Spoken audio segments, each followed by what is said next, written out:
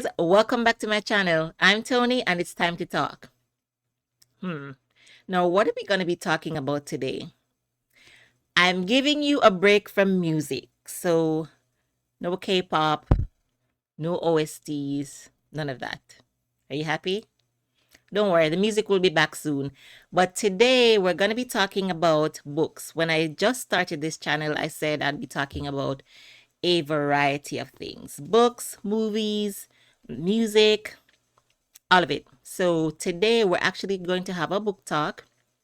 I'm going to be sharing one of my favorite books with you. Uh it's not light reading. It wouldn't be considered like for entertainment purposes only. It's not one of those books. It is a book that helped to get me through one of the single most difficult things I've experienced in life, and that is why I love it and I want to share it with you just in case it might be helpful to somebody else. Now, about reading, I've always been a reader. Like growing up, I was a bookworm, but then I don't know what happened. Maybe I discovered boys. I'm just kidding. I don't know, but as I grew older, I just stopped reading until like last year, where I got back into reading. Like I just fell in love with reading again and I'm so happy for it. So I've been reading a lot more. I just got new books too. This is Remnants of Filth and this is Thousand Autumns. I am looking forward to reading both of those, but we're not talking about those today. Today we're going to be talking about this book.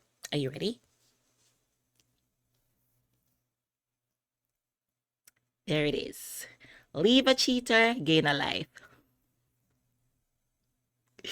I did say it wasn't like for entertainment purposes only. I did say that. So by the title, you can pretty much guess what this book speaks about. And I'm going to just share with you a few of the reasons why I like it. Now, before I go on, this is not like one of those paid videos where the author, Miss Tracy Shorn, has commissioned me to promote her book or whatever. She doesn't know that I exist. I doubt it highly. It's just me sharing this resource with you, as I said earlier, just in case, heaven forbid, you need it. Heaven forbid. It's not the type of book I want people to need, but it's a type of book I think they should have, just in case they need it. Anyways, I've been rambling on. So this book, Tracy Shorn's Leave a Cheater, Gain a Life. And I actually have notes here. This is not like a TED talk. It's not like one of those talks, but I feel like it's very important that I at least touch on these points so you can understand why I like this book. And I really don't want to forget anything. I don't want to. Right. So the book has 18 chapters. Oh, look. Can you see it? Shoot. There you go. Started reading this book in, what's this? August 2018. Wow, that's what are we coming up on? 3 years? 18, 19, 20, 21, 22, 20. No. What's wrong with my math? Not 3 years. More than 3 years, I think.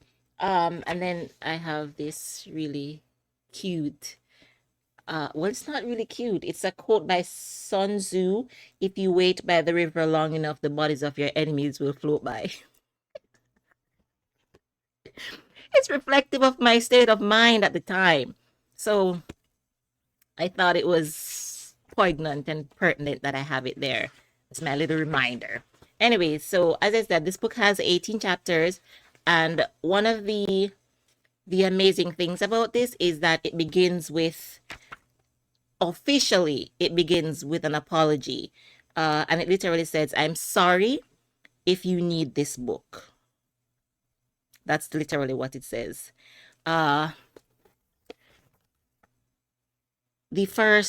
very first chapter welcomes you to Chump Nation.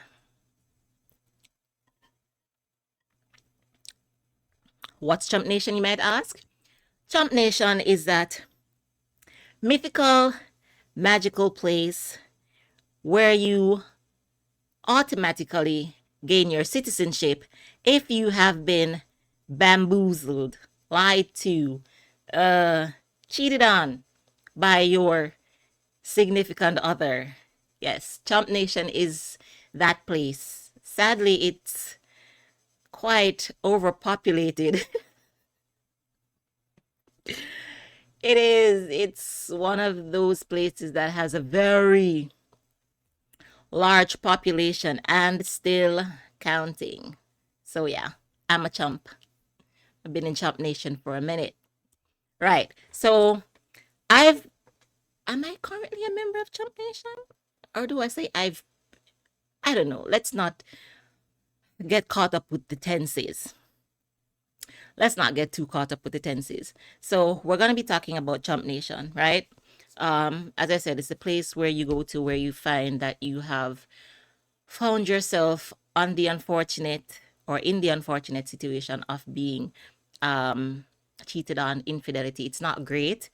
I personally wouldn't wish it on anybody, no matter how tough people say they are or think they are or whatever. It really can do a number on you. And sadly, I feel like some people, they never quite recover from a situation like that.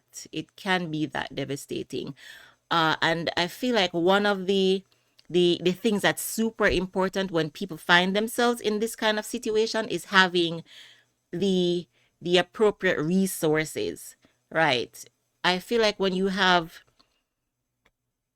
the resources to handle it, you can go through it a little bit better. I'm not saying it's going to be easy, but it makes it a little bit more manageable. As for me, when I was actively in this situation, one of the things that was really irksome to me was not finding resources that spoke to my situation. You know, there are tons of resources out there, especially if you're married. Uh, there are tons out there. How to fix this and how to fix that and how to improve this and how to improve that. But you know what? The sad truth is some things just aren't fixable. And some things you just nothing but a fix. You have just leave it, you know. And for a very long time, I was just finding resources that were speaking to me, fixing and mending and making things better and whatever. And really and truly, that's not what I needed to hear. That wasn't what I needed to hear. That wasn't what was good for me. So enter this book. Well, one of two books. I'll share the other book with you at another time. But so this book came second. The other book came first. So the first book was just like uh an eye opener, like illumination. Like, yes, girl, this is what you need to be hearing. So that was the first book. And then this book for me, it was just like the clincher. You know, it just finished the journey and sealed the deal for me. Like, this is where you need to go. This is what you need to do. This is how you need to respond in this situation. So that is why I can never, ever, ever stop talking about this book for people who find themselves in that situation because it has been that helpful to me. Right. So let's go through the chapters. Not go through them per se, but just like the title of the chapters so you can get a feel of exactly what type of book it is. So after it welcomes you to Chump Nation, then chapter 1, officially chapter 1, it speaks to rejection not being your superpower because let's face it, if you find yourself in that situation, you've been rejected, no so? Then pick somebody else over you or then pick somebody else with you. It no matter. Rejection comes into to play, and so that can be very heavy and hard for people to deal with. Like it was a doozy. Really, for me, it was a doozy. The whole uh dealing with like kind of just being like cast aside in a way, you know. So rejection can be hard for some people to deal with. And then chapter 2, uh rookie mistakes of the recently chumped. Let me tell you. You see, I think when you look at it in isolation, being cheated on, or going through that experience, you kind of feel like it's just you, like you're isolated in a way, and so you can't really get a clear overview of certain things. However, I said in video one that I'm a big believer in community. When you finally find community and you start to realize that you're not the only one, then you can actually start to see patterns, because let's face it, humans are a particular way and they tend to behave in a particular way. So when you branch out and you get to become a part of a community and you start to kind of see these patterns, and then you're like, this has happened to me. Oh, I'm not the only one. I've literally heard these words out of so and so's mouth. So this chapter 2, it speaks to kind of like that rookie mistakes of the recently chump, because let's face it, you're in a new situation. It's probably never happened to you before, and you don't know how to respond. You're thinking of the best way to handle it. How do I approach this? Let me skip to something specific that I did.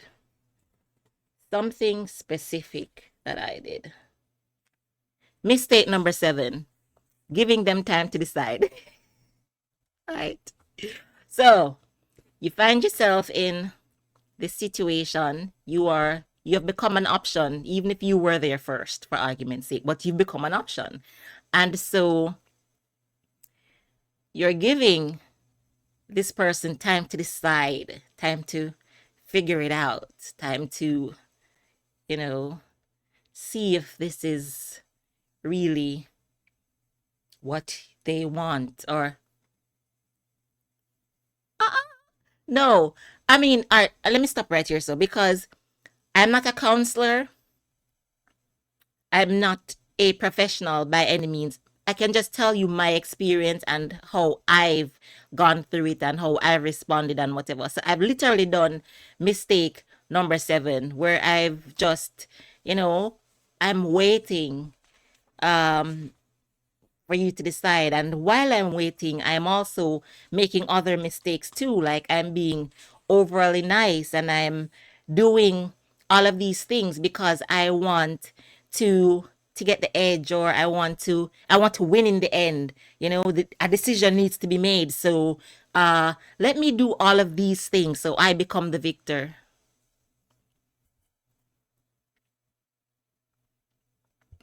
Yeah, that was a mistake.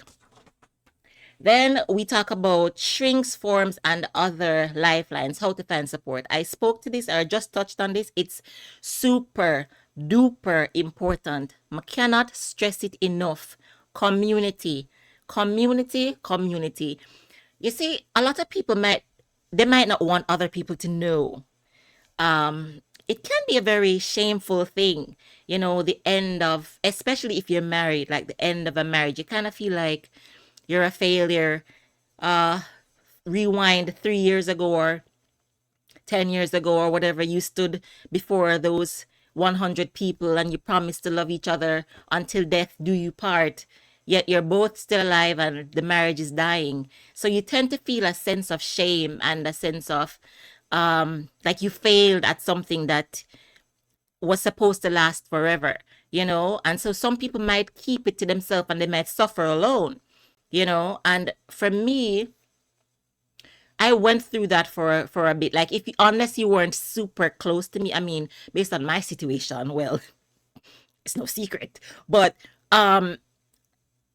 unless you were super close to me, I wouldn't be going to say this, because I had to struggle with feeling like I had failed in this thing that I had invested so much time and effort into, So there is that. But oh, let me come back a few. Community. The minute I kind of stepped out of myself, like I was searching and searching and searching, because I felt like it was just me. I was the only person that was experiencing this. And even though there were other people outside of myself who they were maybe offering advice or whatever, it still wasn't hitting in the way because they never stood in my shoes. You feel me? And so I had to find people who have stood in my shoes, and they have the exact or almost the same vantage point. And so when I reached out and I started searching online, I started scouring, I really realized that this is a problem.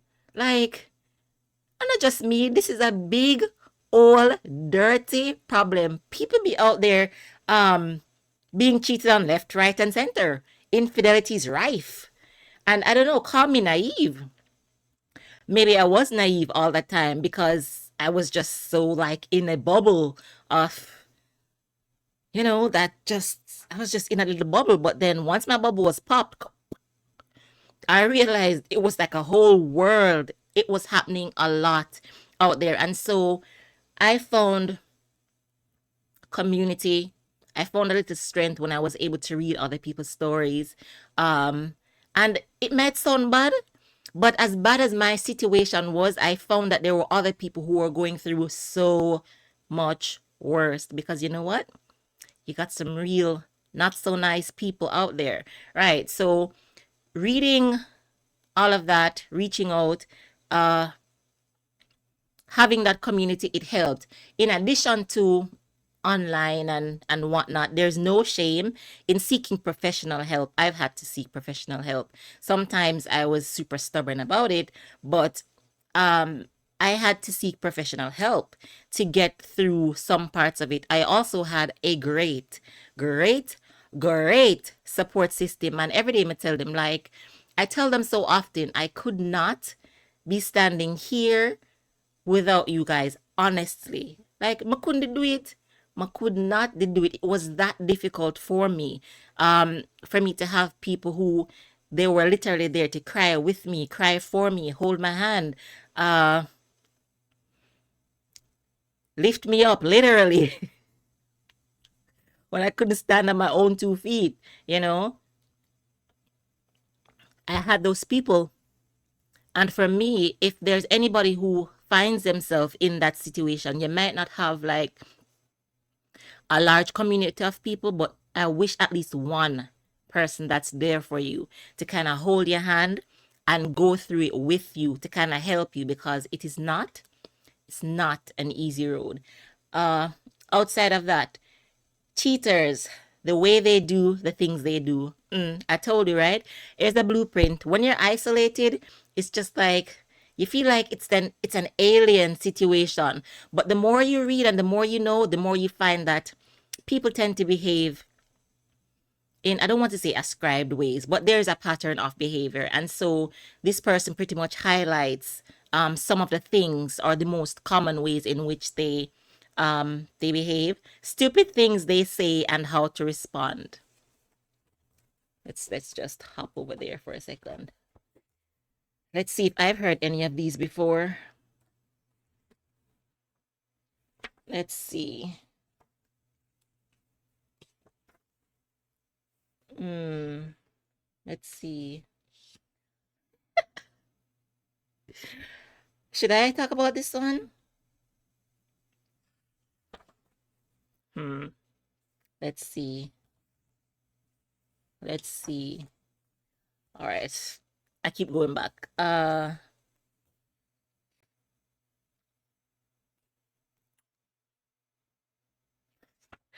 right. I'm not going to talk about what I heard. I'm not going to talk about what I heard specifically, but let's just pick a random one. Oh, this is a good one. Wait. Where did it go? Anyways, I can't find it. I lost the page. But it was one that said, "You weren't meeting my needs." Anybody ever heard that one? You weren't meeting my needs. So this is the line of reasoning. You weren't meeting my needs. Ergo, therefore, I went ahead and I found someone who could meet said needs for me in your stead.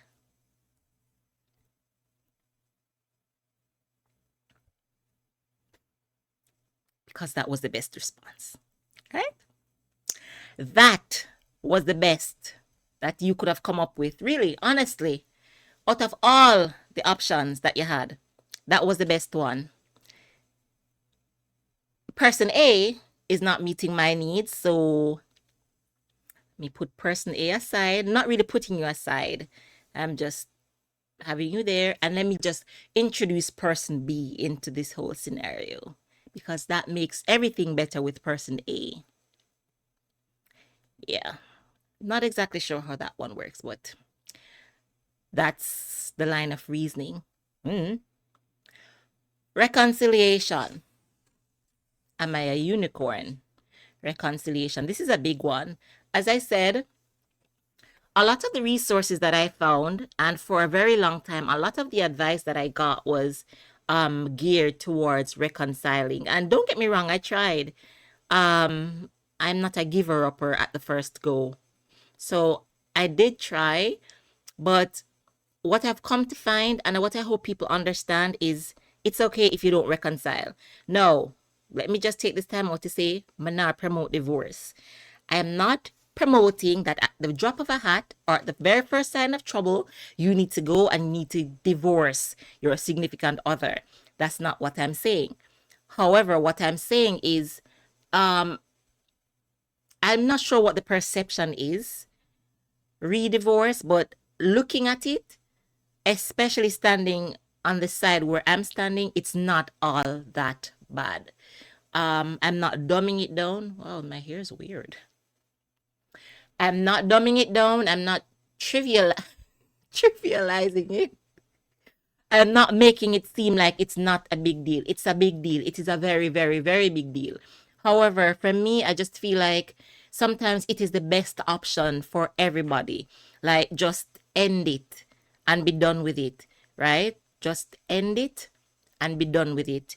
Life will go on. Oh, the bottom of the book, the Chump Ladies Survival Guide. I mean, men can be chumps too. So if you're a guy, feel free to read it. It's not like a lady book. It's a human book. It speaks to the human experience because we know it happens on both sides, right? So back to reconciliation. Not everybody gets that story. For a very long time, I actually believed and I thought that that would have been like my lot, that I would have reconciled and had this super amazing story to tell you that, hey, hold on, go through the bad parts, it'll get better, stick your heels in, that. I never get that. And you know what? I had to be okay with it. I had to be okay with it. I had to get to the place where I realized that not everybody will reconcile. I've seen it happen. And I'm super happy when I see people go through really, really rough patches and they make it through the other side, like holding hands together. Let me go for my little sign. That, me like it. I like it. I'm all for it. But as I said, I didn't get it. So what you gonna do? You'll have to get to a point in your life where you kind of just ask yourself that question seriously. Only you can answer that question because as I said, even though I had community and I had people giving me advice and whatever, nobody could decide for me. Depending on the timeline or where I was, there would have been people saying like, just give up. Like, why are you still hanging out? Why are you still wearing a ring? Why are you still doing XYZ? But they say you can lead a horse to water, but you can't make him drink, right? And so I had to get to that place to decide for my own self that, okay, enough's enough, bro. This is it, right? So that's reconciliation. Then we go to real remorse versus genuine. What's this? Noagahide remorse? I don't know what that word is. Right. Real remorse versus genuine remorse. And this will happen to you too, or this might happen, where it's an unpleasant situation and the other party might feel remorseful. No, it is not all remorse is remorse, by the way. I'm just saying. Because for me, if you're sorry, you gotta stop. Like if you're really and truly sorry, like you say you're sorry, you're gonna stop. And not only are you gonna stop, you're going to do everything in your power to prevent yourself from returning or from going back to that situation. That's how I see it. So I'm not saying it not doable. I'm just saying that in this situation, you kind of have to filter. You have to know when people say them sorry versus when them actually sorry. Then chumps, why are you stuck? Boy, we can talk about stuck. We could talk about stuck for a little bit. Honestly, you can get stuck, you know. Like you can honestly be stuck. It not good, but you don't know. You don't know what to do with yourself. You don't know what to do with yourself. Let's just skip to chapter 8 real fast. Right. Why are you stuck? Why are we stuck? Why are we stuck? Some of us are stuck because we hold on to hope. Like we hope that they'll change. We hope that it'll get better. And sometimes, as a part of the mind game, we're thrown little bits and pieces of hope. Like we're deliberately fed these little pieces of hope. Like, hold on this.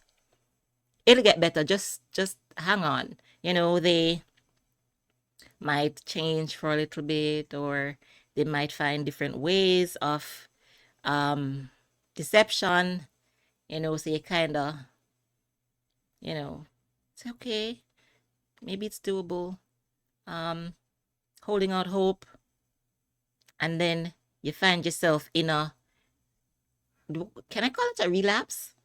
You find yourself in the same situation, like it's a recurring decimal, same thing, right? So I was stuck for a minute, 2 minutes, like I was stuck for a very long time. It's very stuck.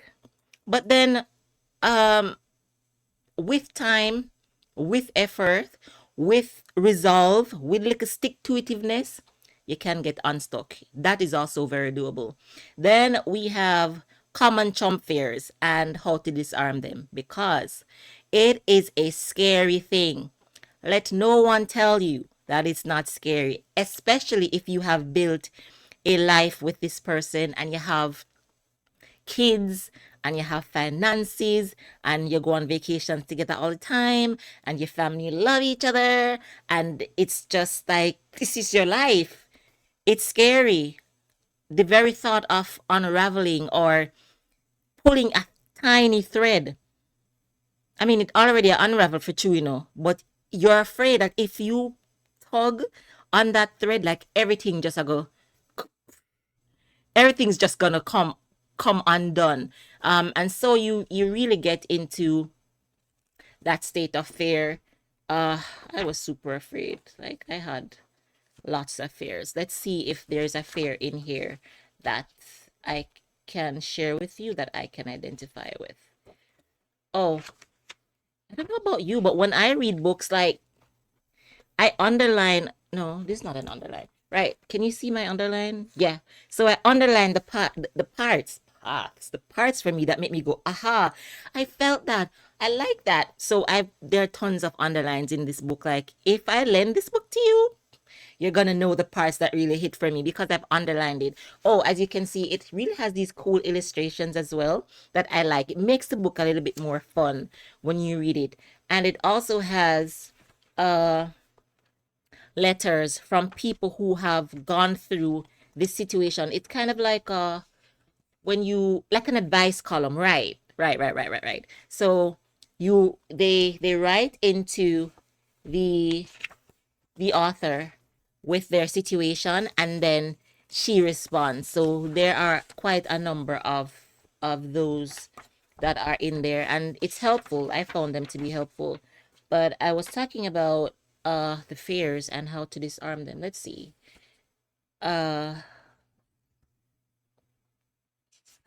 here's this one. I spoke of that, didn't I? I literally did. I don't want to fail. Nobody wants to fail. Nobody wants to feel like I'm a failure, right? It is hard. It literally says, I'm gonna read this. The author says, I get it. it's hard to admit to yourself and to the world that you messed up something as important as choosing a life partner.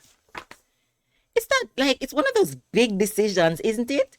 It's one of those big decisions that you make in life. And here you are admitting not only to yourself, but to the entire population, this wasn't my best choice, or what I thought was the best, it's actually turned out to be not the best for me.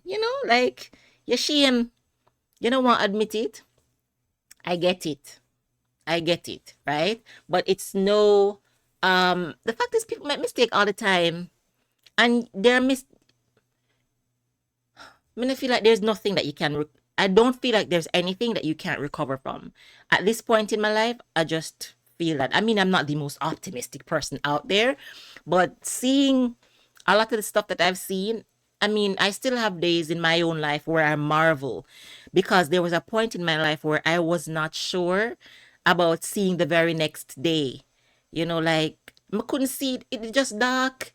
Like, it just dark, dark, dark. But then that day became another day, that those days became a week, those weeks became months, those months became years. It's funny because I made a blog post. Yes, I have a blog. Gosh. I don't use it as much as I should. And I've spoken on this whole phase of my life briefly there as well, just on different things. But I can remember the very first post that I opened with. It was entitled 7 Years Later, where I did a can I call it juxtaposing? I think I can use that word here. Right. I literally put two pictures side by side. One picture that I took when I was just returning to work after it had my daughter. She was weeks old. I don't know, months old, whatever. She was young. She was a baby, if you go and see it. And then I aligned it with another picture that she and I took 7 years later, and I was just mind blown because when I took the first picture, I can still remember how I was feeling. Like, I was feeling so unhappy because of everything that was happening at the time. And it was just like a very dark period for me. Like, it's a wonder that I really came through it.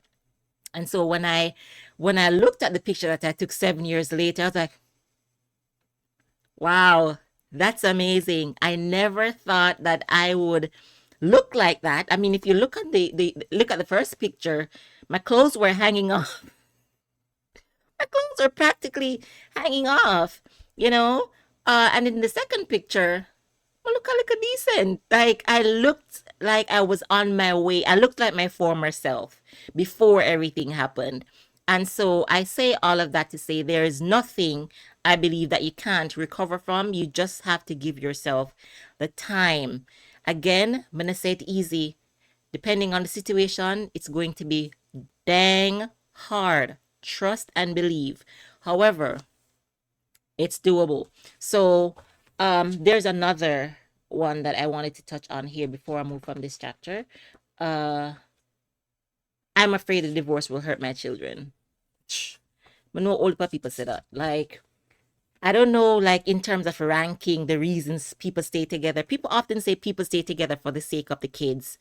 Um, I have one child, but it was also she also played a very important role in the decision that I made because I'm going to stay together for her sake, but the relationship is less than healthy. What I'm introducing is dysfunction.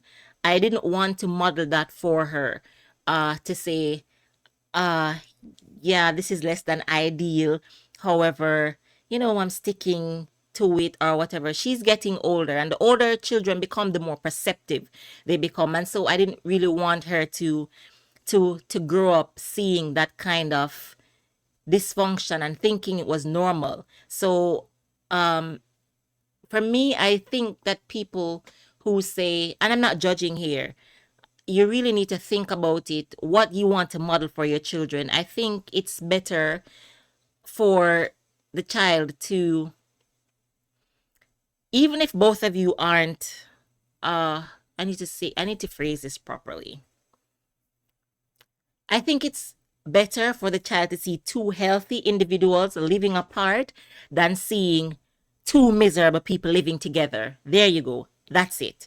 That's what I want to say. So, I mean, sometimes it is super hard depending on the situation. Your kid has to split holidays or weekend on a weekend off, and they're all over the place back and forthing and whatever. That aspect of it, it really can be taxing and tiring. You're just but in the end, I really believe that it is a better option than having the child living in, or the child or children living in an unhealthy environment. That's just me. Opinions might differ, but that was, as I said, one of the things for me that it just made me go, this is not what I want. It's not what I want at all. Number 10.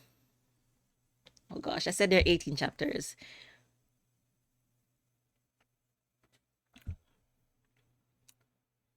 Obsessing over the affair partner.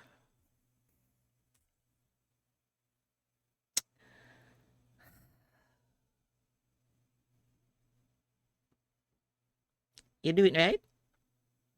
You can't not do it. You can't not do it. You've done it at least once. You've done it at least once. Compare yourself. What do they have that I don't? What did they do that I didn't? You've done it. I've done it. Holy, holy, holy. I've done it a lot. It's not the best thing to do. I wish you wouldn't do it. Because here's what. And here's a lesson I'm still learning. I said that I'm going to talk to you, and I said that I'm going to be honest with you, right? So let me be honest with you. There are those days, depending on what's happening. They're not often, they're not frequent these days. They became significantly less as the years progressed. Oh, let me just say this. I really meant to say this at the beginning, but I totally forgot. Let me say this. This is not like a yesterday thing for me. You probably got it because you saw that I started reading this book in 2018. So this is not like a yesterday thing for me. It's not like a recent thing that I'm actively handling or going through or whatever. No, I mean, in some aspect, I'm dealing with the remnants, but I'm not actively dealing with or going through it. I've just always wanted to share this resource. I meant to share it on my blog, and I literally really must start the blog post. I'm gonna do post it because I feel like, especially when I speak about this aspect of my life, I need the tone to be correct. I need people to understand where I'm coming from. It's not so much about the story, but it's about the story. No, let me say this again. It's not so much about the story within the story, like the fine details, the nitty gritty. What happened to you? How did it go? I'm not really interested in all of that. That's not really what I'm here for. What I'm here for is helping other people who found themselves in my shoes. Right. And so whenever I share this aspect of my life, or whenever I share anything concerning it, I always want to ensure that people understand where I'm coming from. It's not vengeful, bitter, no, none of that. Yes, it was unpleasant, but I'm not here to vilify or point fingers or lay blame or whatever. That's not the aim. It's really and truly to help other people, because as I've said earlier, even in this video, it helps. It helps. I cannot stress how much it helps to find that there are other people who are like you. When you feel like are you alone, it's one of the worst things, right? And so that's my whole aim of doing this. And then I said I'd share the things that I like with you. So I'm not gonna only share music, I'm gonna share my books too. So as I said at the beginning, this is one of my favorite books. Now let's dial it back and come uh back to what I was saying before I went off tangent there. It wasn't really off tangent, but it needed saying. Right. It needed to be said.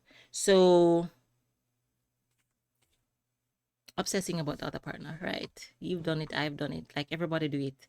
Like you feel like there's an inadequacy in you why you were not picked, and so you will go through the Rolodex of your faults and your flaws in your mind, trying to pinpoint exactly what it was that did you in, what it was that made them so much better than you. Why did this person pick them, sorry, and not me? And it can really do a number on your mind. All right, good. So I said that to say this. Where I still have days where I kind of have to remind myself, and this is, and I want to share this with you because my friends have said this to me too. What are you losing? It's easy to romanticize it, especially when you remember their good parts, especially if you remember all the things that you used to do together and all the love that you felt and whatever. It's easy to romanticize it and make it feel like, and you feel like you're losing this great thing. But depending on the situation, and depending on what's happened to you, like you really need to take stock. But not joke, honestly. You need to take stock. Like for me, what did I lose? I have to ask myself that question seriously and make a list. Did I lose somebody who was treating me with the emotions that I deserve, the love, the respect, the whatever? Or did I give up somebody who was willing to do whatever they wanted because they wanted it? So you kind of look on it the way they.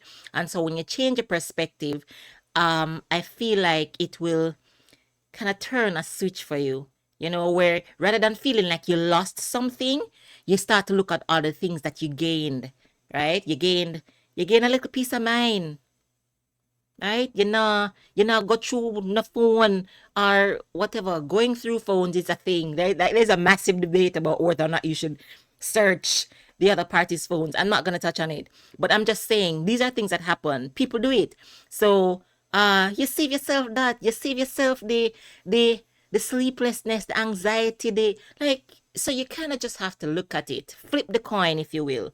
So rather than obsessing about them, what they're doing, um especially in this age of social media, everybody be posting, uh yeah, like come off of them page, don't look at what they're doing or whatever.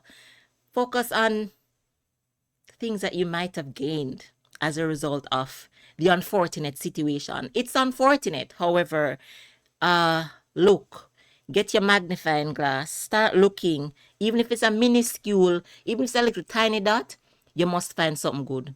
You must find, and look for the little good and start building from there. Let's see, the fine art of no contact.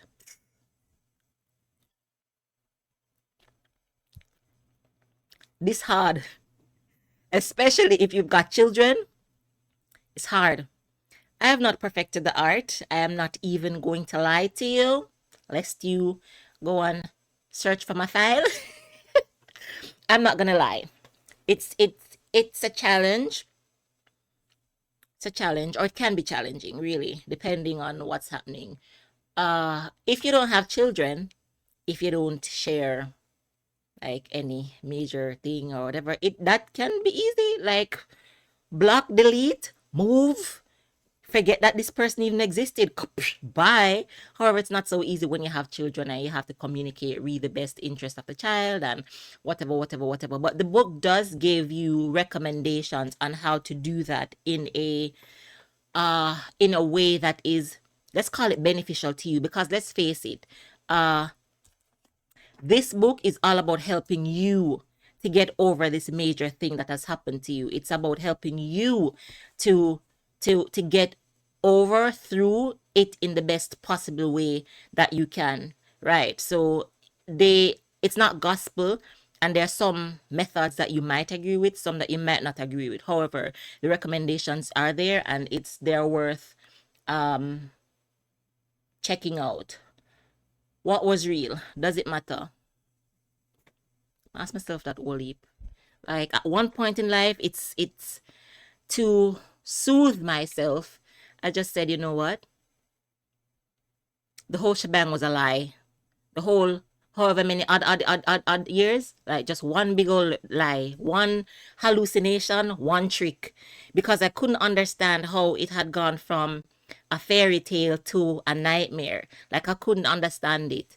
And so to, as I said, to soothe myself, I just said, you know what? It's never did read from the start. That might not be the best way, but at some point it did help. It did help because there really are some things that you just can't make sense of. No matter how much you compute 2 and 2, you're gonna get 5. You're gonna get 5. Like it's just not making sense. It's just not adding up. So she handles that in chapter 12. Then getting to meh, like like we all want to get to meh. That little emoji where neither here nor there. Like you just really don't care. You're not emotionally moved. It's just it is what it is. Like that little place. Like so and so is doing that. Meh. This and this happened. Like you're not emotionally charged. You're not riled up anymore. Meh is not a bad place to be. Meh is not a bad place to be. Chapter 14, I love the title. I didn't kill you, so consider yourself forgiven.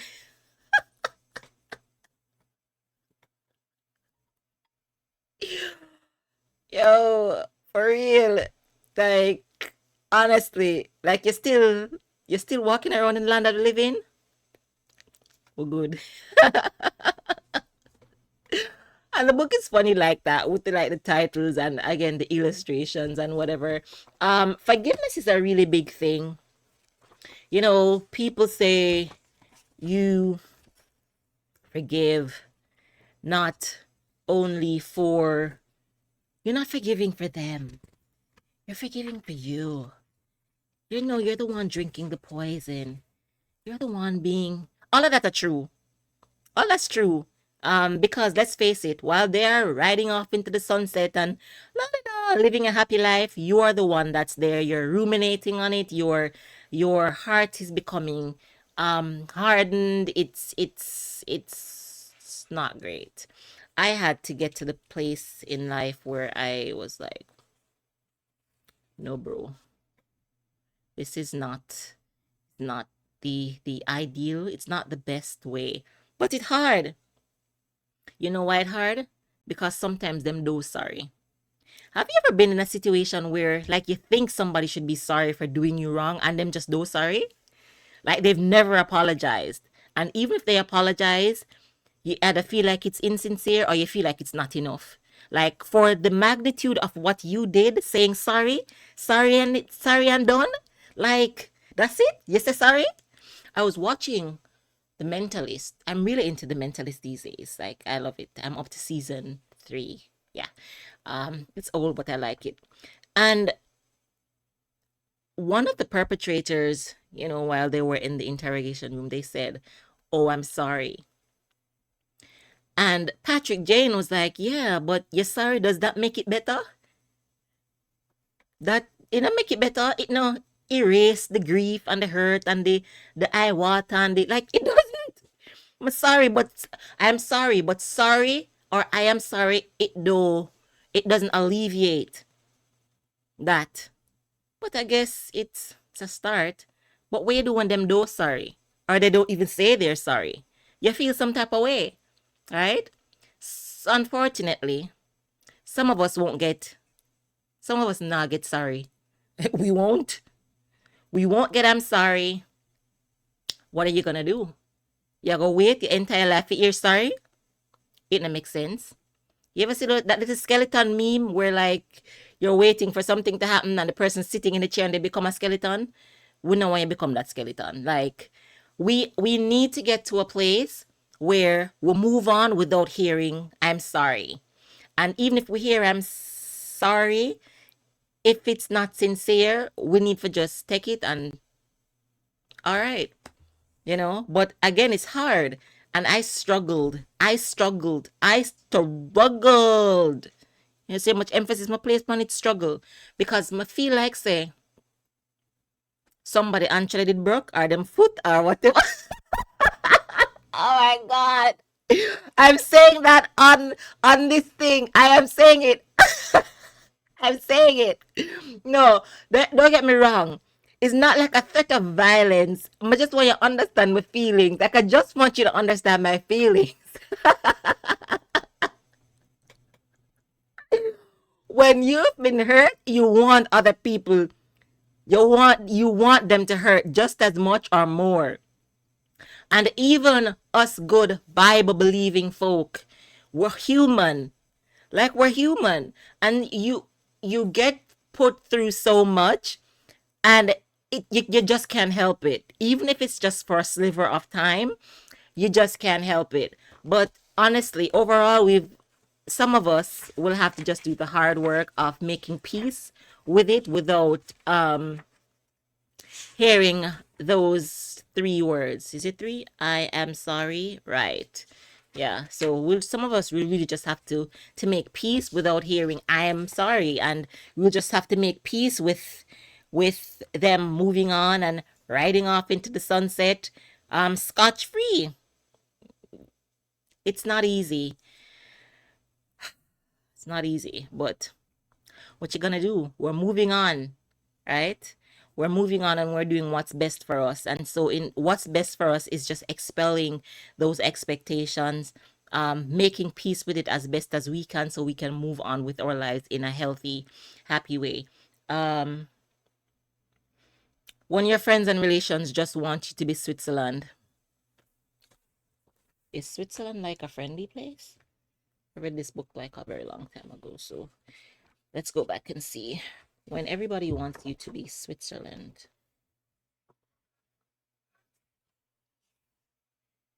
Okay. Oh, this is when people want to remain neutral. Oh, there are two sides to every story. I like you both. I just want to remain neutral. Mm, well, um, oh, or what's this? I don't want to judge.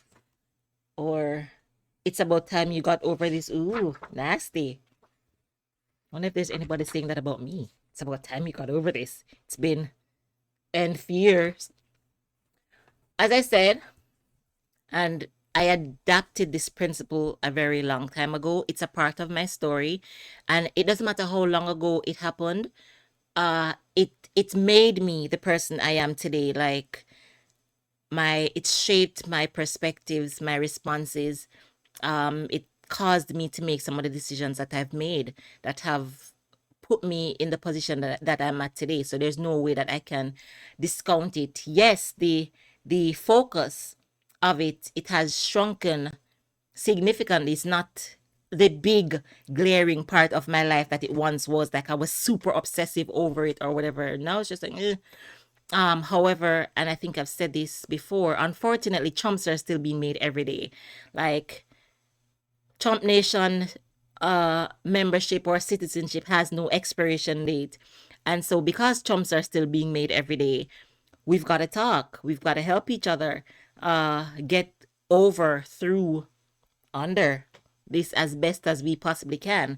Because as I said, for me, it never did easy. And I don't imagine for other people who find themselves in this situation that it is easy for them as well. So Maga always talk about this in varying degrees. So wow, I went off on another tangent. Anyways, back to people being Switzerland.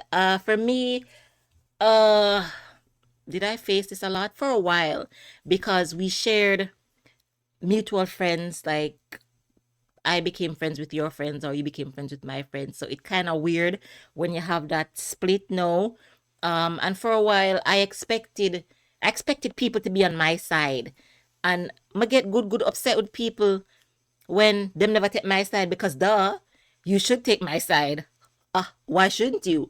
But then I had to get to a place where um people are entitled to their own opinions and feelings and whatever about every single thing.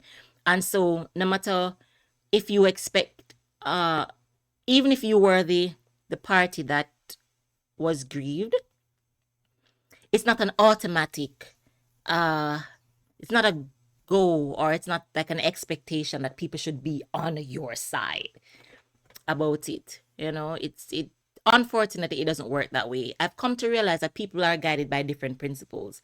And so my principles and my sets of beliefs and my standards, they're not the same as people that I converse with. And I've had to let people go, right? Not let them go in the literal sense, like, me not talk to you or whatever, but let them go, release them from my mind, release the expectations of them from my mind. Gosh, I literally remember, like, I had to have this conversation with a friend. The person really wasn't my friend, the person was his friend, but I was super upset with that one guy because I felt like you should have done something. You should have stopped it. You should have intervened on my behalf. Like, hello. So I literally had to sit him down one day, and he's probably like shocked because he didn't know that I had those thoughts. And I said, like, I had this and this and this kind of thoughts, and I really just want to apologize. I was apologizing to him even though he didn't know that I was like, I was murdering him in my mind. I was like scolding him mentally. But I also did it for me as a form of release. Like, I'm going to stop doing this. I'm going to stop having that expectation of everybody to be on my side or to see things this way or whatever. I mean, great if people are on my side. I'm not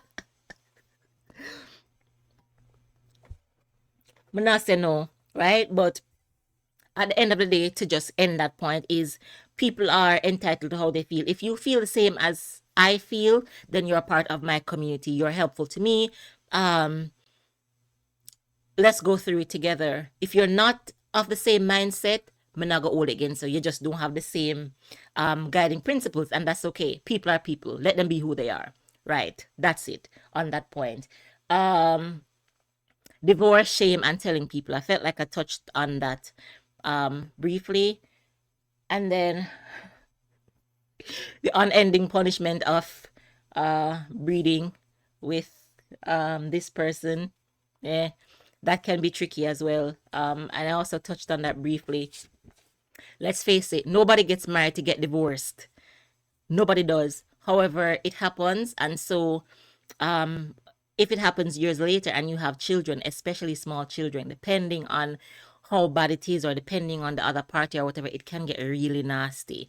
And so it's a minefield, and you have to be able to navigate it well, not really for your sake only, but for the sake of your children or child or children, right? Because one of the major things for me, um I tried to shield my child as best as I possibly could from as much of the hard stuff as I possibly could. Some things were unavoidable. Um, but I tried to keep her out of it as best as I possibly could. Right. So sometimes things can get nasty, and I'm not discounting. Sometimes one or both parties might use the children as bargaining chips. Children are not bargaining chips. Children are not pawns to be used in warfare, tactical warfare against your significant other. They are not. And I'd really wish that more people would leave them out of it as best as they possibly could. I mean,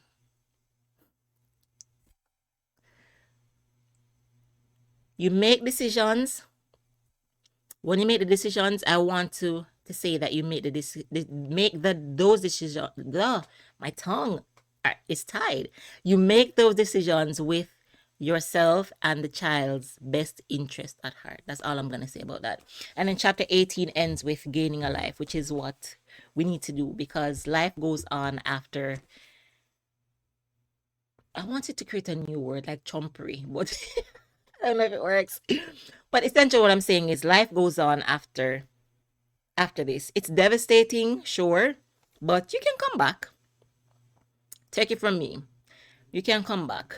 And so this book just pretty much gives you some insight into how you can go about gaining or regaining life. You can come back better than you were before. Hello. Right. So yeah, this ended up being so much longer than I wanted it to be because my chat enough. Oh my gosh, for 1 whole hour. I'm sorry. I didn't intend to talk about it for this long. Uh and there's actually another video that I wanted to do on the same book, like 10 lessons that I've learned from this book, or maybe 5 or whatever. I don't know.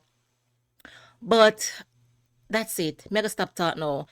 I do want to say though, if it is that you find yourself in this situation and you need resources, I feel like this is one of the best resources that I have come across. Like, it helped me. It really just helped to push me over that hump that I kept bumping my toe on. Like, it really helped to push me over that hump. Be warned, it does have some swear words in it, but I didn't mind it so much, in as much as I guess it helped to get the point across, if you can understand what I'm saying. It's just the author's way of doing her work. There is also a website that she has, chumplady.com. So you might be able to find the book there. I got the book on Amazon. You might be able to find the book there. However, in addition to the book, you will find like tons and tons and tons of letters that people have written seeking advice and sharing their own experiences. Because as I say, Chump Nation big. It's so large. It big. So I don't know. Should I tell you not to feel too bad if you're a chump? I don't know. Life happens when you're living. And unfortunately, this is one of those things that can happen. But I will say that you can get over it. Can get over it. I'm not leaving Chump Nation because I feel like I should help other chumps. So I'm a member of Chump Nation. I'm not leaving. It happened, and what am I gonna do about it? I am using my experience to help other people go through it, or situations might not be mirrored, but if it's just one thing or two things, hey, I'm going to link my blog below, so you can read up on some of the stuff that I've written on my experience. I wrote about my divorce party there. What else? Yeah, quite a few things. So that's it. That's gonna be it for this video. I'm gonna come back with another video to talk about the other book that really helped me in this specific situation, and I might talk to you about my other books that I'm reading as well. Music, the whole shebang. Nothing's off limits. Yeah, that sounds better. Feel free to share with me. You don't, not because of the content of this video, what you have to share like a similar resource, but you can feel free to share any book that you like with me. I'm open. As I said before, I'm super gung-ho about reading these days, and so I want to read more. Thank you for staying with me. You've been with me for an hour today. Wow, that's long. But I hope you found something helpful.